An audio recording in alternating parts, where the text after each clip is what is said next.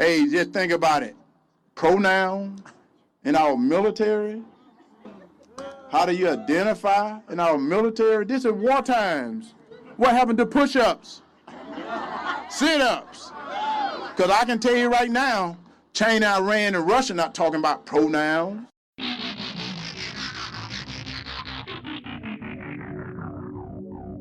Hello and welcome to What the F*** Just Happened Today, your essential guide to the daily shock and awe in national politics. I'm Joe Amditis. Let's get to it.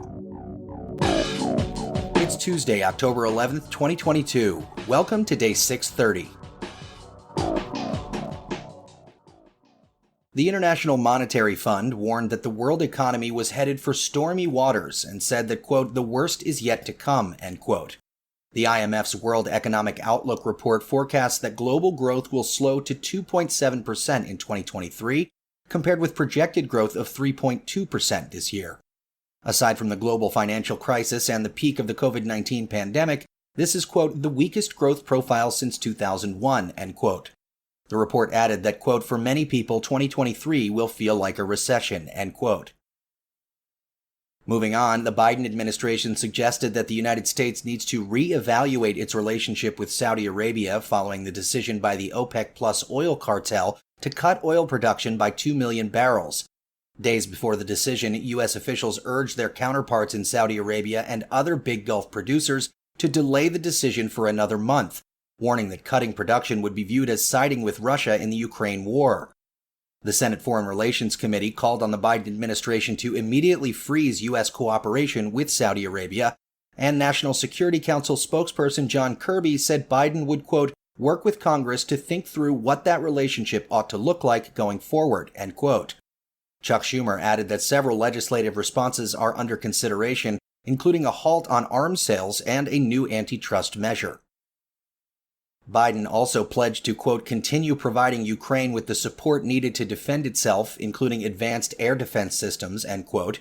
The commitment follows Russia's decision to launch 84 cruise missiles against targets across Ukraine on Monday, which G7 leaders have called indiscriminate attacks against civilians that amount to war crimes.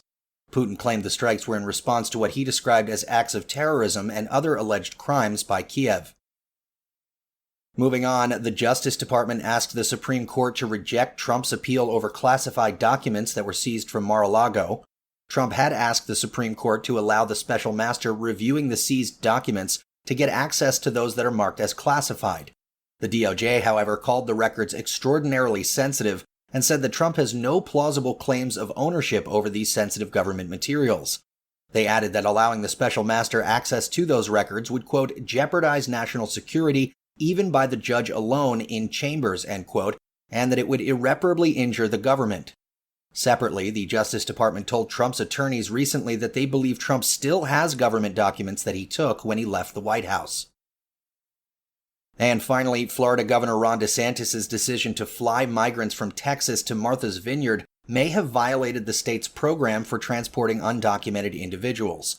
The program was launched in July to, quote, facilitate the transport of unauthorized aliens from this state, end quote, and documents released by DeSantis' office show that the Transportation Department sought a vendor to, quote, implement and manage a program to relocate out of the state of Florida foreign nationals who are not lawfully present in the United States, end quote. On September 14th, however, 2 planes picked up 48 migrants in San Antonio, Texas, not Florida. The planes made a brief stop in Crestview, Florida, and then proceeded to Martha's Vineyard later that day. And in the polls, the Washington Post says 51% of voters say climate change is important in their vote in the midterms. Among Democrats, 79% say climate change will be important in their vote, compared with 46% of independents and 27% of Republicans. That's all for now. You can find the links and sources for all of these stories on the main website. And as always, visit whatthefjusthappenedtoday.com for the latest news and headlines. Until next time, I'm Joe Amditis.